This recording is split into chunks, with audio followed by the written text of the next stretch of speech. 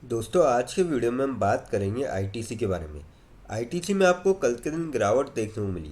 अब वजह रही एफएमसीजी में गिरावट आपको देखने को मिली। तो ऐसी क्या वजह रही जिसके चलते एफएमसीजी में गिरावट देखने को मिली, और क्या अब आईटीसी के शेयर के अंदर आपको और गिरावट होते हुए देखने को मिल सकती है, या फिर ये गिरावट जो थी वो टेम्प्रेरी थी? ये जानने की कोशिश करेंगे इस वीडियो में। फिर बात करेंगे आरवीएनएल के बारे में।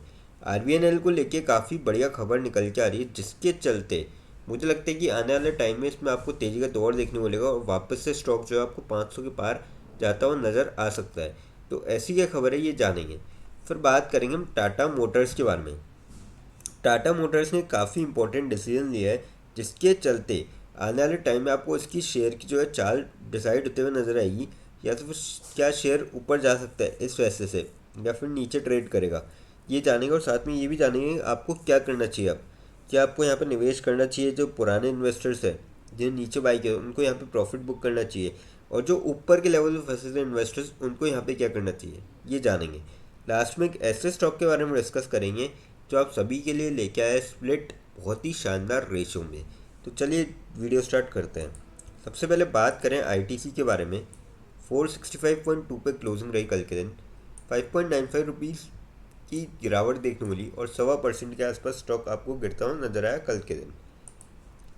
बात करी जाए वॉल्यूम की, इसकी 1 CR के करीब वॉल्यूम थी कल के दिन। 78 लाख से डिलीवर उठाई गई थी। परसों की बात करी जाए 82 लाख के करीब वॉल्यूम थी। 35 लाख से डिलीवर उठाई गई। हफ्ते की आप एवरेज देखेंगे 2 CR के करीब वॉल्यूम थी। 95 लाख से डिलीवर उठाई गई। और मंथ की आप एवरेज देखेंगे 1 CR के करीब वॉल्यूम थी, और डिलीवर जो उठाई गई थी 70 लाख से उठाई गई थी। तो काफ़ी सही वॉल्यूम में यहाँ पे आपको स्टॉक ट्रेड करता हुआ नजर आया। अब अपडेट की बात करें तो गिरावट हुई है। HUL, ITC, Marico, other FMCG share falls up to 4% after GCPL's margin warning। अगर आप इसको डिटेल में देखेंगे तो ये आप देख सकते हो कि 4% तक गिर चुके थे अर्ली ट्रेड में दिसंबर, कल के दिन 9 दिसंबर को। The selling pressure comes after FMCG major Godrej consumer products. इन्होंने वॉर्न किया है of margin pressure weighing in on earnings in the September to December 2024 quarter. तो गोदरेज जो कंज्यूमर्स हैं उन्होंने वॉर्न किया है, तो जिसके चलते आपको एफएमसीजी सेक्टर में गिरावट देखने को मिली। हालांकि मुझे लगता है कि आपको एक लंबे टाइम तक गिरावट देखने को मिलेगी, क्योंकि हर कंपनी का अलग अलग रहता है। और हमने थोड़े दिन पहले देखा था कि एफएमसीजी में कुछ एक स्टेप्स लिए जा रहे हैं, जिस आईटीसी में, माफ़ कीजिए, आईटीसी में कुछ एक स्टेप्स लिए जा रहे हैं, जिसके चलते ये एफएमसीजी में काफ़ी अच्छी बढ़त बनाने की कोशिश करेंगे उस सेगमेंट में भी। तो मुझे लगता है कि टेम्परेरी गिरावट थी, और आने वाले टाइम में आपको एफ आईटीसी के अंदर तेज़ी का दौर देखने को मिल सकता है, और ब्रोकर भी जो है थोड़े बुलिश नज़र आ रहे हैं आईटीसी को लेके। तो मेरे ख्याल से तो यहाँ पे जो इन्वेस्टर्स है वो यहाँ पे बाय करके चल सकते हैं। लॉन्ग टर्म के पॉइंट ऑफ व्यू से कंपनी देखिए फंडामेंटली काफ़ी स्ट्रॉन्ग है और टाइम टू टाइम डिविडेंड भी देती है। तो ऐसे में घबराने की कोई बात नहीं है इस गिरावट की, ये टेम्परेरी गिरावट हो सकती है। अब बात करते हैं आरवीएनएल के बारे में। 470 पे क्लोजिंग रही कल के दिन। 5.3 रुपीज़ की तेज़ी देखने को मिली और 1.14% स्टॉक आपको कल के दिन जो है चढ़ता हुआ नजर आया। अब बात करी जाए इसमें वॉल्यूम की कल के दिन, तो वॉल्यूम थी 61 लाख की। 19 लाख से डिलीवर उठाई गई। परसों की बात करी जाए लगभग 1.3 CR के आसपास वॉल्यूम थी। 40 लाख से डिलीवर उठाई गई थी। हफ्ते की एवरेज की आप बात करें 63 लाख से करीब वॉल्यूम थी और 21 लाख से डिलीवर उठाई गई थी। और मंथ की आप एवरेज देखेंगे यहाँ पे 55 लाख से करीब वॉल्यूम थी। 17 लाख से डिलीवर उठाई गई थी। तो काफ़ी सही वॉल्यूम में यहाँ पे आपको स्टॉक ट्रेड करता हुआ नजर आया।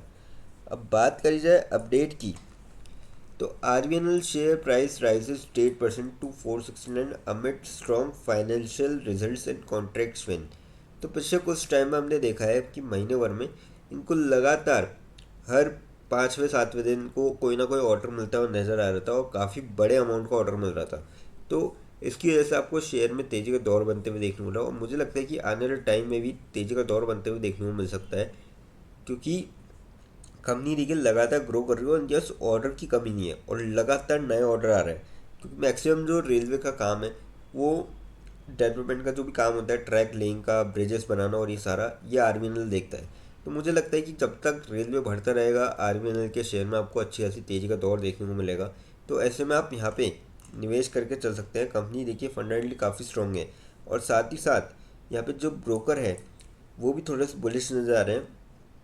उन्हें बताया कि इमीडिएट जो टारगेट प्राइस है आई आरबीएनएल के, वो 480 के अराउंड हो सकते हैं। अगर रिसेंट अपवर्ड मूवमेंट और टेक्निकल इंडिकेटर्स वो बता रहे हैं कि स्टॉक का अपर सर्किट जो लिमिट है 557 है, तो इंडिकेट कर रहे हैं कि ये indicating potential for further growth if current trends continues. अगर ट्रेंड जारी रहता है तो आपको 500 का लेवल तो डेफिनेटली क्रॉस होता हुआ नज़र आएगा। तो मेरे ख्याल से तो इस स्टॉक में आप बाय करके चल सकते हैं। कंपनी फंडामेंटली काफ़ी स्ट्रॉन्ग और लगातार ग्रो भी कर रही है, तो आपको यहाँ से भी अच्छे रिटर्न देखने को मिल सकते हैं। अब बात करते हैं टाटा मोटर्स के बारे में। 799.7 पे क्लोजिंग रही, 17.1 रुपीज़ की गिरावट देखने वाली, और 2% के आसपास स्टॉक आपको गिरता हुआ नजर आया कल के दिन। बात करी जाए इसकी वॉल्यूम की, कल के दिन 2 CR के करीब वॉल्यूम थी, 80 लाख से डिलीवर उठाई गई थी। परसों की बात करी जाए लगभग 2.25 CR के करीब वॉल्यूम थी, 94 लाख से डिलीवर उठाई गई थी।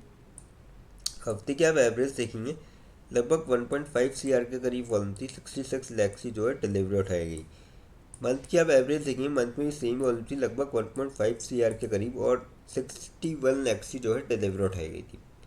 तो काफ़ी सही वॉल्यूम में यहाँ पे आपको स्टॉक ट्रेड करता हुआ नजर आया था। पर अब गिरावट जो हुई है उसकी ये बड़ी वजह है कि Tata Motors to increase prices of all passenger vehicles in January 2025 amid rising input cost inflation, और ये जो इंक्रीज़ होगा ये अप टू 3% तक हो सकता है।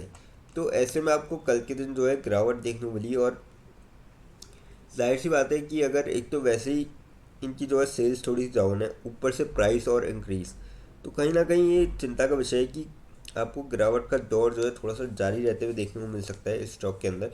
मेरे ख्याल से तो अभी थोड़ा सा इसको अवॉइड करना चाहिए स्टॉक को।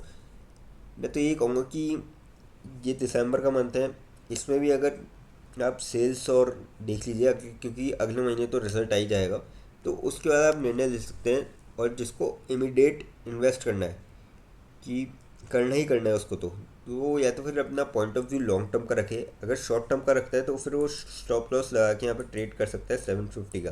बाकी मैं तो यही कहूँगा कि थोड़ा सा इस स्टॉक को अवॉइड किया जाए जिसका भी शॉर्ट टर्म का पॉइंट ऑफ व्यू है। लॉन्ग टर्म वाले धीरे धीरे करके और निवेश कर सकते हैं। गिरावट होती है तो आप डेफिनेटली निवेश कर सकते हैं, और जो ऊपर के लेवल फंस है अगर उनका लॉन्ग टर्म का पॉइंट ऑफ व्यू है तो वो यहाँ पे वेट कर सकते हैं, क्योंकि कंपनी बाउंस बैक करेगी डेफिनेटली, ये तो बात है। क्योंकि कुछ ना कुछ प्लान तो करेंगे ये जो गिरती हुई सेल्स है उसको काउंटर करने के लिए। तो मेरे ख्याल से तो लॉन्ग टर्म के लिए काफ़ी अच्छा स्टॉक है। अब बात करते हैं उस स्टॉक के बारे में जो आप सभी के लिए लेके आए, स्प्लिट। कंपनी का नाम है Mazagon Dock Ship Builders Limited. 482.05 पे क्लोजिंग रही, 2.65 रुपीज़ की तेज़ी देखने वाली, और 0.054% आपको स्टॉक चढ़ता हुआ नजर आया। एक तरीके से कह सकते हैं कि एकदम फ्लैट आपको क्लोजिंग देखने को मिली स्टॉक के अंदर।